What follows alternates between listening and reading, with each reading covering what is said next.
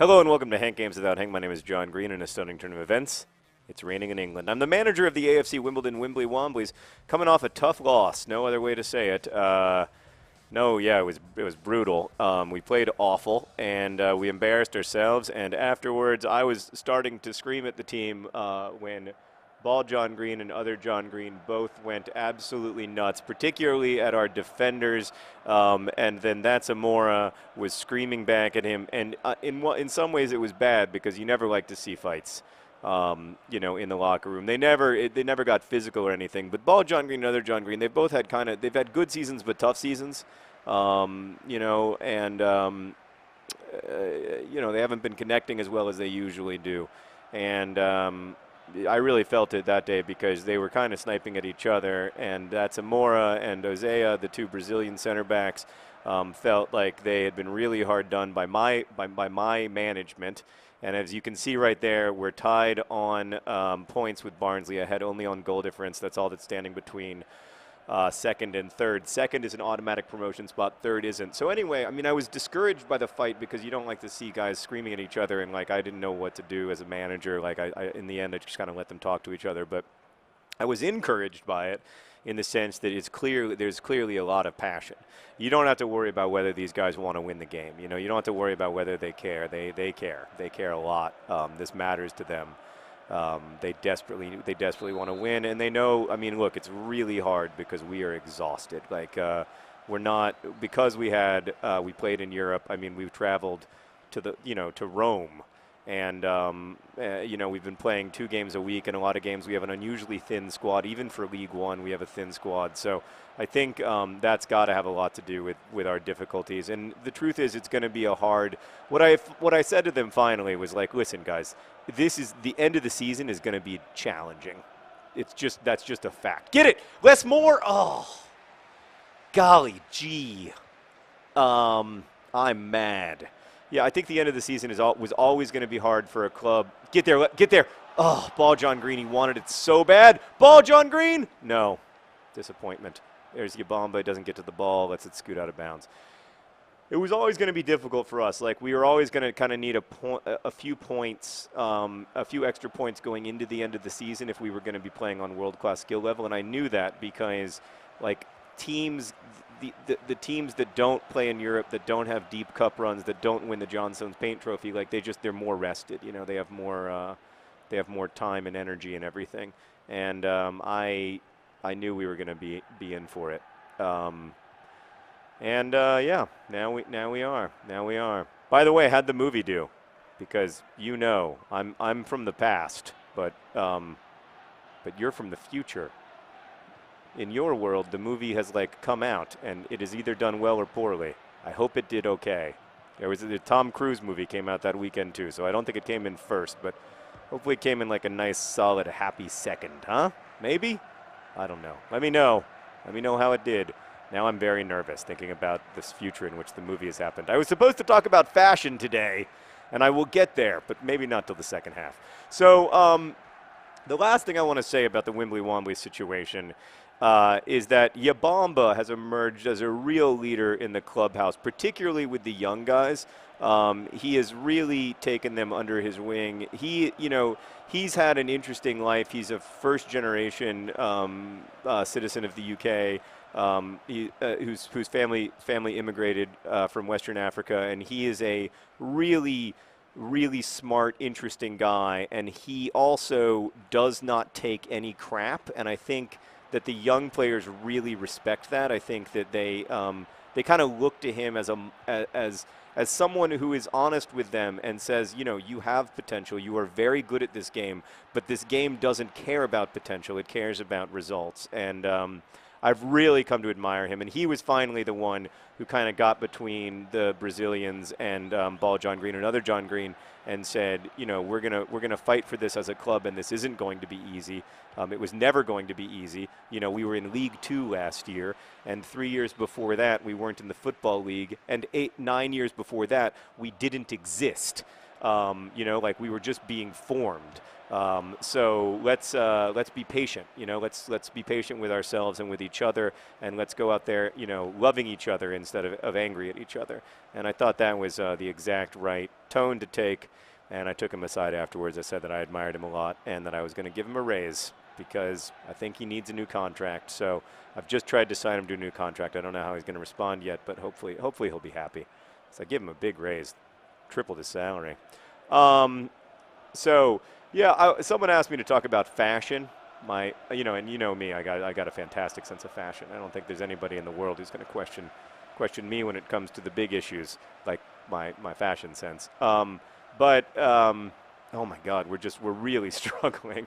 It's like our players have lead feet, which probably they do because you can see they're, yeah. I mean, Kaz is exhausted already. It's the first half. It was mostly they wanted me to talk about my fashion faux pas. So I've had, you know, like I've had a number of occasions recently where I've had to wear like a suit or whatever, and I only owned one suit until very recently. I think I told this story before in a Wimbly Wombly video, haven't I, Meredith, about my one suit? So somebody posted a Tumblr post that showed me on like every TV show or event that I went to, and that I was always wearing the same suit, and they called it like poor John, like the tagline was like poor John Green suit. It's been so overused, and it was like you could slowly see the suit become kind of less and less new over the year, and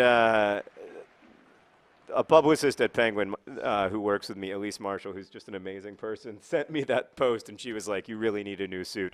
So I went and I bought a couple new suits. But even so, I'm still just a terribly unfashionable person. I once did a pretty big speech I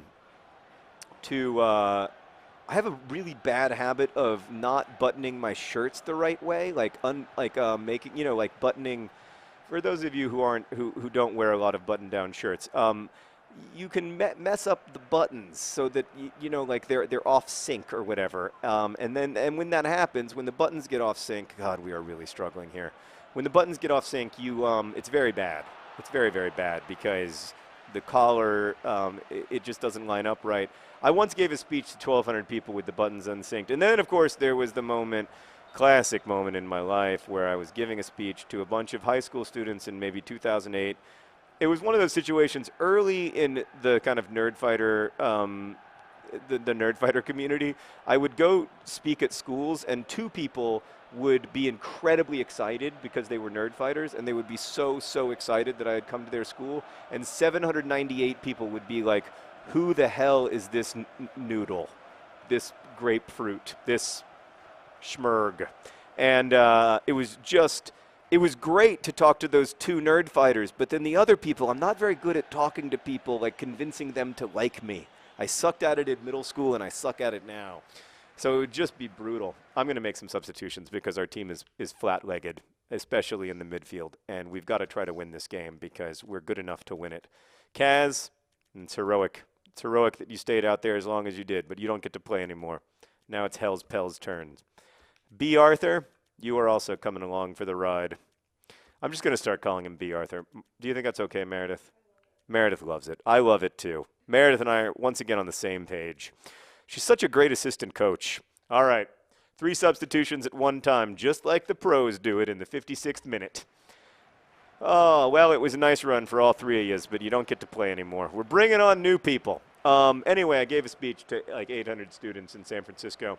And they were really into it. It was so much better than my usual speeches where the 798 people would stare blankly at me. They were constantly giggling and laughing, and they just seemed to be having a great time. And like every time I made even the smallest joke, they would all burst out laughing, and I was just so pleased with myself. And then I spoke for like 30 minutes, and then it was time for questions. So I said, "Are there any questions?" And fully 800 hands rose at once. And I was like, I knew it, man. I knew it. I'm so good at this job. And I was really, pass, just Paul, anything but that. I was so pleased with myself, and I called on someone, and they said, Meredith, you know what they said? They said, John, Mr. Green, do you know that your fly is down? But it wasn't down. I feel like that's an inaccurate description of what it was. It wasn't down. It was open. It was open. It was out. My fly was like, it was wide. It was a gaping chasm of openness. Like you could see everything about my underwear. It was just an amazingly open fly. An impossibly. Get it, get it, get it, get it. Oh, are you kidding me? Hell's Pels. You're better than that. Here comes on Grimes. All right, it's B. Arthur with a great opportunity. She's an elderly lady. No. That was a terrible idea for a shot, but is it going to work out? Oh, yeah. I started way too high, way too high, way too high. I can do better than that. Yeah, bomba. Yeah, bomba. Just scored a goal, just scored a goal, just scored a goal. Yeah, bomba. Yeah, bomba. Yeah, bomba. It's a beautiful goal from a beautiful man. I was just talking about how he's the newest kind of de facto leader of our club. Obviously, the John Greens are the John Greens, and they always will be. But, Yabamba has just emerged as the kind of guy you want in the clubhouse. Like, he's not – the funny thing is, he's a 56 skill level. Like, he's our worst player who plays regularly. But he's also our best player who plays regularly other than the John Green. So I'm just blown away by him. He's all courage. He's all heart. He captures everything I love about the Wimbly Womblys, and he bleeds Wimbly Wombly blue, and that's really important. So, yeah, I've had some fashion faux pas over the years. A lot of, wrongly buttoned shirts. My best fashion faux pas, though, came in 3rd grade, I think, when I wore a matching OP. You remember OP, the brand? Probably you don't, because you were born after they became defunct. Unless they're still a thing, which would be great. Anyway, I wore this. It was neon blue and white stripes, and then the white stripes had kind of a neon yellow squiggle running through them. And I was in 3rd grade, and I knew I was going to ask Jennifer Keene to be my girlfriend that day. So I wore my very best matching OP outfit, and it turns out that my matching OP outfit, which was not inexpensive at JCPenney and was my big one outfit that I got each year for the start of school, it turns out that it wasn't cool. It was actually super nerdy, and lots of people made fun of me about it, and because it was the first time I'd worn it because it was such a special, important day. And then I'd lost all my confidence by the time when it came time to execute my plan to ask Jennifer Keene to be my girlfriend. But she still said yes. She still said yes. She dumped me later, but she said yes initially. That's right. It was so sweet. I remember walking with her in the Triangle in school. It's one of my very first truly narrative memories. And asking if she had a boyfriend, as you do when you're talking to an 8-year-old. And she said no, and, I made my big move, and she said yes. And it's pretty magical, pretty wonderful. Lasted for about a week. Unlike the memory of this victory, which will last for all time. We did it, ladies and gentlemen.